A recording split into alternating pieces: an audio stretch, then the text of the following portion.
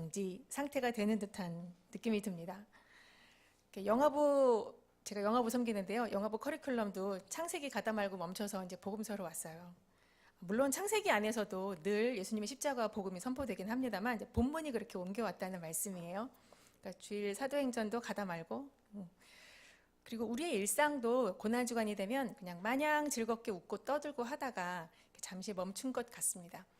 일부러 막 이렇게 슬픈 척, 우울한 척 하는 것은 아니겠지만 그래도 잠시 멈춰서 내가 누리는 이 즐거움과 은혜의 근원이 어디로부터인가 생각해 보는 거죠. 이렇게 잠시 멈추면요, 달릴 때는 보지 못하던 것들을 자세히 보게 됩니다. 남자분들은요, 이렇게 몸이라도 아파서 이렇게 잠시 쉬게 되면 그동안 내가 얼마나 바쁘게 살아왔나 이렇게 자신을 돌아보게 되죠. 또 이제 엄마들도 내가 이렇게 아파서 누워 있으면 우리 애가 진짜 그동안 많이 컸네. 엄마 아픈 거 걱정해 주기도 하고 막 엄마를 보살펴 주기도 하려고 하니까요. 또 휴일이 돼서 이렇게 잠시 좀 멍하고 이렇게 쉬려고 치면 우리 집에 이렇게 먼지가 많았구나. 눈에 막 이렇게 새록새록 보입니다. 몰랐던 것은 아니지만 이 고난 주간에 잠시 멈춰 서서 그동안 바쁘다는 핑계로 지나쳤던 것, 또 눈여겨보지 않았기에 무심코 넘겼던 것들에 눈길을 주면서 몇 가지 생각하는 시간을 가졌으면 좋겠습니다.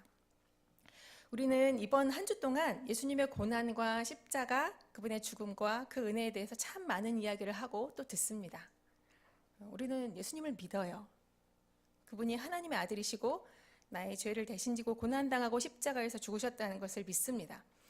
그런데 더 중요한 것은 예수님의 십자가의 사건으로 인해서 나에게 어떤 변화가 일어났는가, 그리고 그분의 십자가와 보혈의 효력이 얼마나 큰 것인가에 대해서 믿는 것입니다. 복음은, 그리고 그 복음을 믿는다는 말은 예수 믿으면 천국 이런 식으로 도식화된 공식이 아닙니다.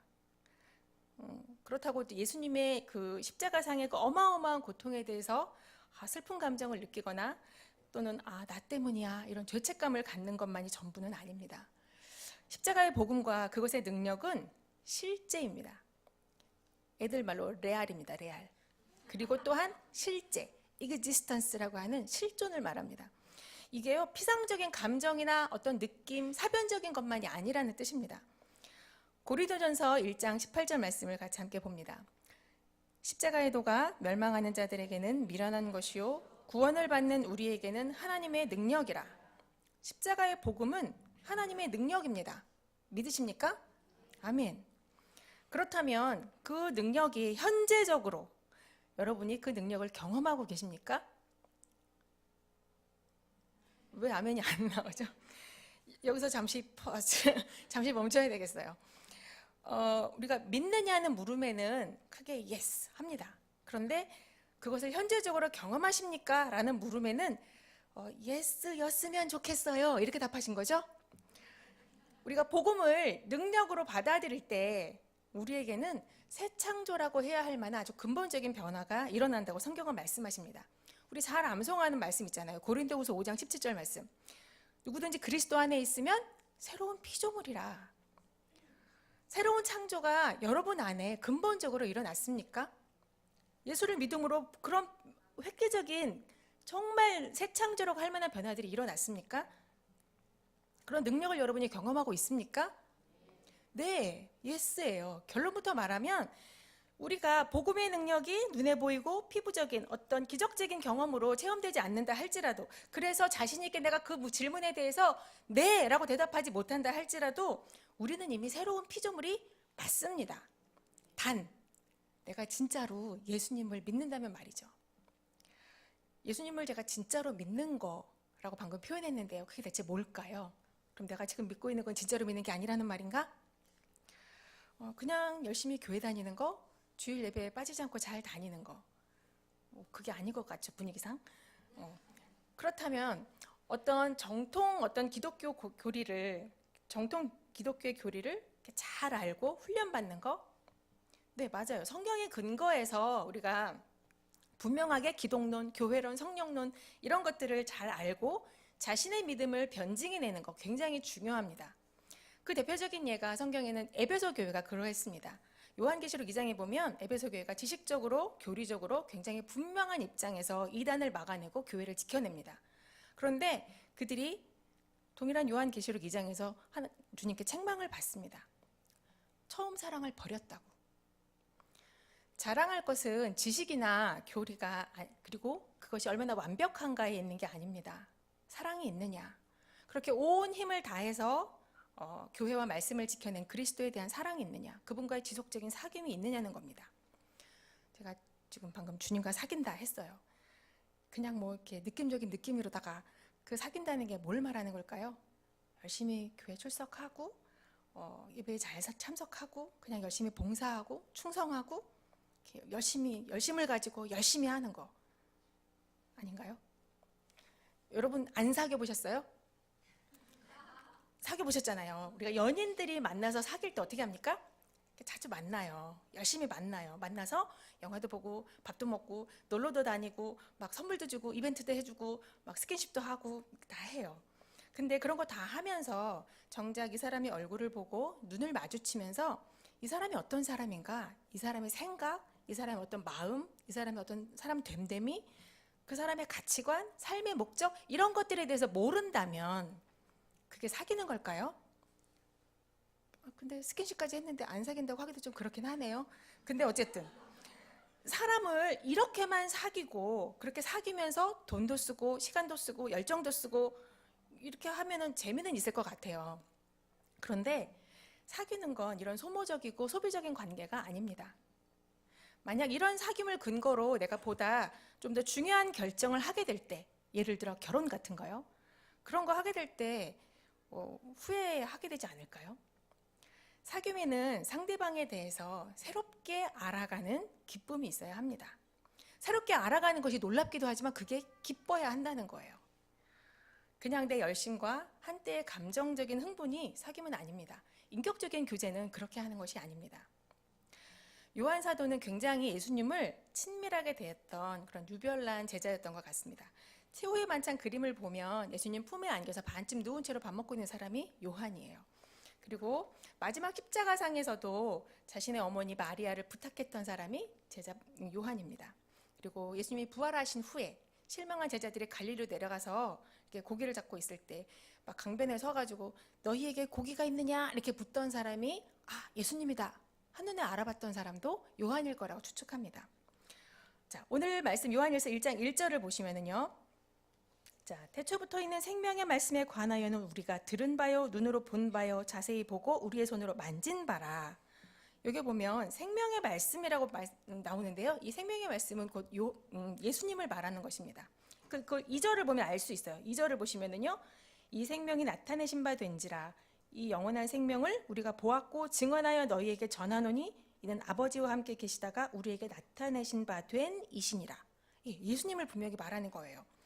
근데 그 예수님을 어떻게 했냐면 요한이 듣고 보고 그것도 자세히 보고 손으로 만졌다 이렇게 표현합니다.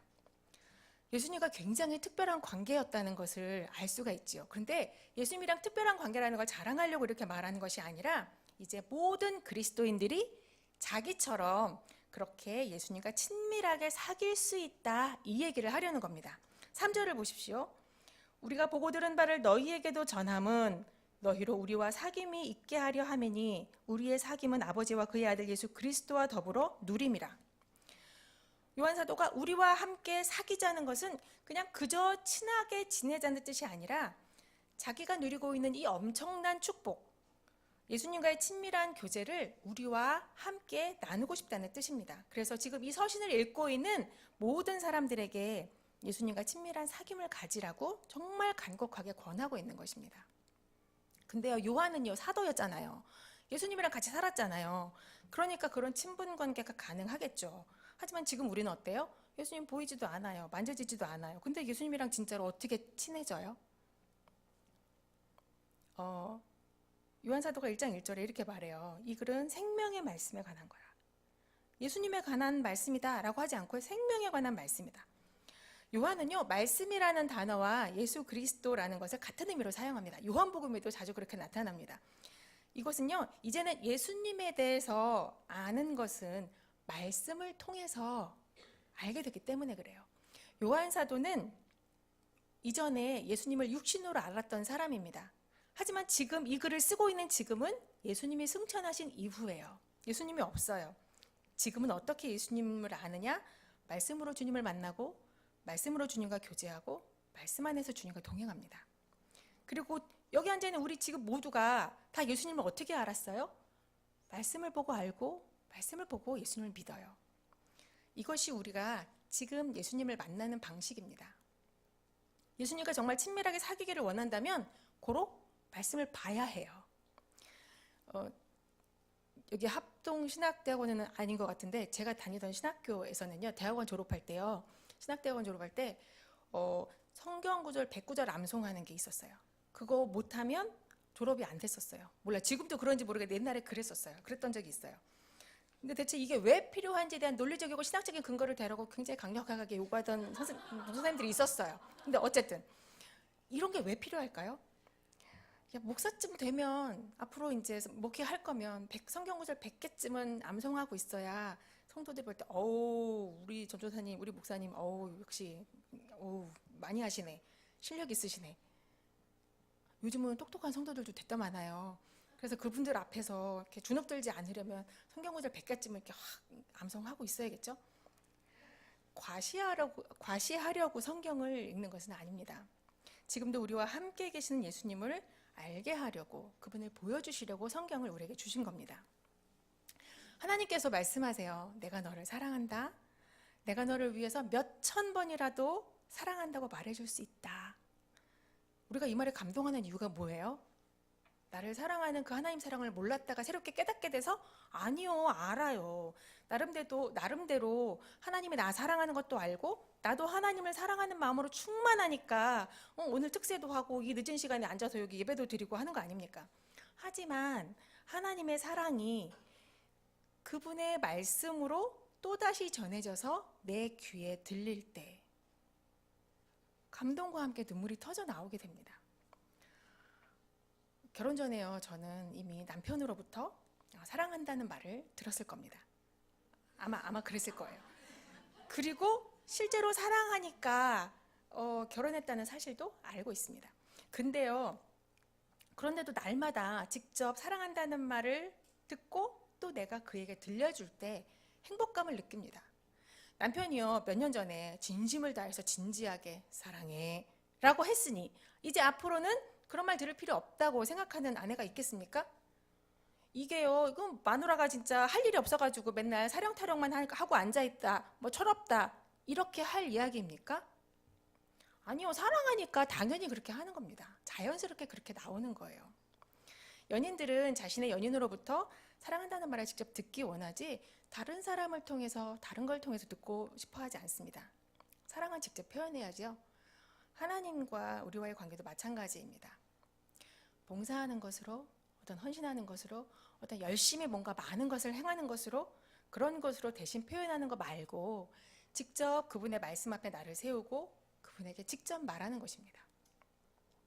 성경 속에서 주님은 매일 매순간 우리한테 우리를 얼마나 사랑하시는지에 대해서 말씀하십니다. 사랑하는 사람한테 사랑해 이런 고백 듣지 않고 살 수 없는 것처럼 주님의 그 사랑 고백을 듣지 않고는 우리도 살 수 없습니다. 그래서 당연히 성경을 펴야 합니다. 그 성경 안에서 우리는 주님과 사랑을 나눌 수 있거든요. 하지만 제가 지금 이렇게 아무리 이렇게 성경을 펴서 주님과 사귐을 가져라라고 말을 해도 나는 예수님이랑 그렇게 친밀하게 사귈 수 있을까? 확신이 안 서는 분이 있을 겁니다. 요한복음 14장 18절에 우리에게 이렇게 약속하십니다. 내가 너희를 고아와 같이 버려두지 아니하고 너희에게로 오리라. 우리를 버려두지 아니하고, 우리는 예수님이 보이거나 손에 잡히지는 않아요. 하지만 예수님이 우리와 늘 함께 계심을 믿어야 합니다. 그냥 교회만 왔다 갔다 하는 식으로 그렇게 예수를 믿는 게 아니라 예수님과의 사귐이 있는 삶이 성경에 약속된 것인 줄로 믿고 받아들이는 사람은 누구에게나 주님은 만나주십니다. 자, 요한복음 17장 3절 말씀을 같이 한번 읽어볼게요. 시작. 영생은 곧 유일하신 하나님과 그의 보내신 자 예수 그리스도를 아는 것이니이다. 여기 영생이 뭐래요? 제가 하는 거랑 좀 다르죠? 영생은 영원히 사는 건 줄 알았더니 그게 아니라 영생은 하나님과 예수 그리스도를 아는 것이에요. 여기 안다, 아는 것이다 라는 말에 헬라어가 기노스코라는 말인데요. 지식을 섭취하는 것. 단순히 지식을 아는 게 아니라 이렇게 우리가 먹는 거예요. 먹어서 아작아작 씹어서 이렇게 삼키고 이 맛을 다 알고, 이것이 아는 것. 우리가 하나님과 그리스도를 이런 식으로 아는 것. 그리고 더군다나 이 단어는요, 계속 진행되는 상태를 암시하고 있습니다. 그러니까 영원한 생명이란 하나님과 예수님에 대한 지식을 씹어서 삼켜 먹고 그 맛을 음미해서 아는 것. 그리고 그것도 지속적으로 사귀는 거예요. 이게 사귀는 거예요. 우리 마음에 진짜로 예수님이 와 계시고 그분과 교제가 있다면 그런 사람은 이미 영생을 얻은 거예요. 그리고 영원한 천국에서의 삶도 마땅히 얻게 되는 것입니다. 근데 이제 이 설교를 듣고 나면 이제 뒤에 이런 분들이 있을 거예요. 꼭 이제 속으로 나도 예수님과 사귐이 있고 친밀해져야 한다는데 이게 글쎄 나는 영 감이 안 오네. 난 뭐지? 나는 왜 안 되는 것 같이? 표정들을 보아하니 다 남들은 다 그런 것 같은데 나는 안 되네. 큰일 났다. 이거 어쩌지?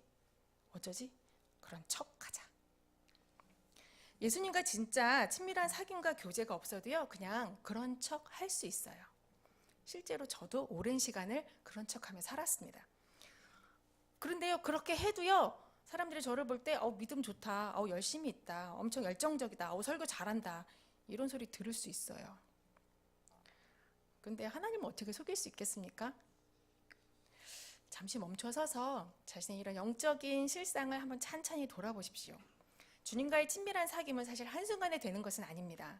예수님이 내 안에 계신다는데 나는 왜 모르지? 왜 안 느껴지지? 성경 말씀은 그렇다는데 정말 그럴까? 진심으로 주님을 만나고 싶다라고 기도하세요. 간절히 원하는 자들에게 주님은 언제든지 기꺼이 만나 주십니다.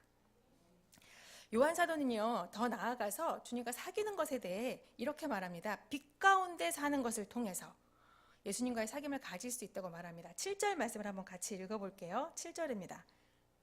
시작. 그가 빛 가운데 계신 것 같이 우리도 빛 가운데 행하면 우리가 서로 사귐이 있고 그 아들 예수의 피가 우리를 모든 죄에서 깨끗하게 하실 것이요.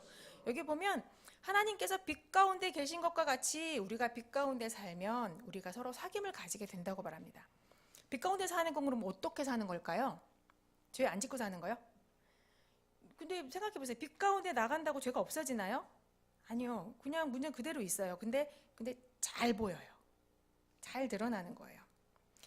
빛과 어둠에 사는 사람들의 차이는 죄를 지었느냐 안 지었느냐의 차이가 아니라 자신의 허물을 드러낼 수 있느냐 아니면 감추고 숨느냐의 차이입니다. 우리가 예수님과 친해지려면 반드시 자신의 마음과 삶의 그 모든 것들을 다 드러내고 살아야 합니다. 그래서 8절에 우리가 죄 없다고 말하는 건 자기를 속이는 것이고 진리가 곧 예수님을 말해요. 그 예수님이 우리 속에 없는 것이라고 말합니다. 그래서 9절에 보시면 우리가 죄를 자백하면 이것이 바로 빛 가운데 사는 것입니다. 5절에서요, 요한은 하나님을 뭐라고 소개하느냐면 빛이시다라고 소개한 바 있습니다. 예수님으로부터 직접 들은 말씀이에요. 여러분, 빛과 사귀려면 빛으로 나와야 합니다. 당연히 그 빛 앞에서는 모든 게 다 드러나겠죠. 근데요, 자기를 죄인이라고 고백만 하면 그것으로 빛 가운데 산다고 단정하기는 조금 어렵습니다. 그럼 뭘 보고 알 수 있을까요? 이 사람이 빛 가운데 산다는 걸? 이 사람의 고백이 진짜인 걸? 이 사람이 다른 사람을 정죄하는가를 보면 알 수 있어요. 정죄한다는 것은 사실 자신은 보지 못한다는 거예요. 예수님이 나를 위해서 얼마나 큰 고난을 당하시고 십자가에서 죽으셨음을 정말로 믿는다면 다른 사람을 정죄하는 게 좀 어렵습니다. 내 죄가 큰데, 내게 얼마나 큰데 다른 사람을 정죄할 자격이 있나요? 그러니까 다른 사람의 잘못이 없어서가 아니라 지금 내 눈앞에 보이는 나의 죄가 엄청나게 크기 때문에 보일 수가 없다는 거예요. 하나님은 우리가 얼마나 많이 죄를 지었나 이것에 관심을 두시기보단 얼마나 솔직하게 자기 죄를 고백하느냐에 더 관심을 두십니다. 사실 우리가 예수님을 믿어도요, 죄의 충동과 유혹을 벗어날 수는 없습니다. 이것을 숨기지 말라는 겁니다. 그동안 우리는 숨기고 감추고 누르고 사는 데 되게 익숙해요. 체면이 중요하잖아요. 겉으로는 반듯하게 꾸미고. 예수님을 믿어도 여전히 우리가 그렇게 감추고 숨기고 이렇게 바르고 이런 수준에서 살아갑니다. 다른 사람이 알면 큰일 날 것처럼 느껴요. 남들이 괜히 진상을 알고서 나를 깔보고 본래의 나보다 더 낮은 수준으로 나를 폄하할까봐 그런 게 싫습니다. 그러니까 성도들 간의 관계에도요, 한계가 생겨요. 어느 선까지만 허락하고 그 이상은 들어오면 안 돼 하고 울타리를 칩니다. 하나님과의 친밀한 교제를 원하신다면 자신의 삶과 마음을 다 공개하고 살아야 할 결단을 하셔야 합니다.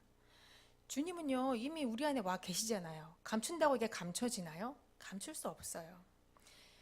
만약에 이렇게 공개하고 빛 가운데 드러내는 것을 두려워하는 분도 아마 있을 거예요. 하지만 언제까지나 그 상태에 머물 수는 없습니다. 천국은요, 빛 되시는 하나님과 영원히 함께 사는 상태를 말해요. 예, 영원히 다 그 빛 앞에 다 드러내고, 여기서 안 되면 천국에서도 안 돼요. 자, 우리는 먼저요, 우리 자신을 드러내는 것이 얼마나 기쁜 일인지를 알아야 합니다. 절대 두려운 일만은 아닙니다. 4절에서 말합니다. 우리가 이 글을 쓰는 것은 우리 서로의 기쁨이 차고 넘치게 하려는 것이라. 자기 속의 허물을 다 드러내는데 그게 그렇게 기쁜 일인가? 당근 기뻐요. 내 허물과 잘못을 주님의 보혈로 깨끗이 씻음을 받기 때문에 당연히 기쁩니다. 숨기고 감추고 막 그렇게 애쓰느라고 진액을 빼지 않아도 돼요. 또 어떤 분은 이렇게 말할지도 모르겠어요. 아우, 잘못해놓고 또 회개하고 또 잘못하고 또 회개하고, 아우, 나중에는 회개가 그냥 이렇게 너무 매너리즘에 빠져가지고 회개할 의욕도 안 생겨요. 어차피 더러워질 건데 세수는 뭐하러 합니까? 씻고 나면 상쾌하잖아요. 어차피 더러워질 거라고 일주일이고 한 달이고 안 씻으면 어떻게 될까요?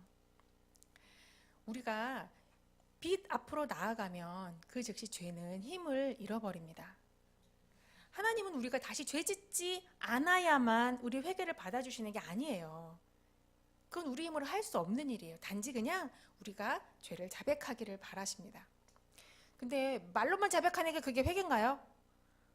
말로만 하면 다 되나? 여러분, 말로 자기 죄를 고백하고 회개하는 게 쉬울까요? 어려울까요? 쉬워요? 말하는 거 쉽게 하죠. 근데 그렇게 쉬우면 왜 미안하다는 말 왜 잘 못하세요? 부부싸움 하고 나서 내가 잘못했어 이런 말이 금방 나오시나요? 뭐 하시는 분도 있을 수도 있어요. 근데 보통은 이렇게 말하지 않나요? 그래, 그건 내가 잘못한 거 맞지만 이렇게 말씀하시지 않나요? 자기 잘못을 시인하고 고백하는 건 참 어려운 일입니다. 마음의 죄를 고백하는 것이 두려운 분들, 빛 가운데 자신을 다 드러내고 산다는 게 정말 끔찍하리만큼 싫은 분들도 있을 거예요. 하지만 더 이상 그 상태로 계속 걸어가면 안 됩니다. 멈춰야 돼요. 하나님이 빛이라는 사실을 믿고 그 빛 가운데로 나아가야 합니다. 이미 주님은요, 십자가에서 우리 죄를 대신해서 다 피를 흘리셨어요. 내가 회개하기도 전에요. 더 이상 그것을 품고 살지 않으셨으면 좋겠습니다. 그것이 나와 주님과의 사귐을 방해하도록 더 이상 그냥 내버려 두지 않으셨으면 좋겠습니다. 우리 이 시간 같이 함께 찬양합니다. 우리 더 원합니다. 같이 찬양하고요. 같이 기도하겠습니다.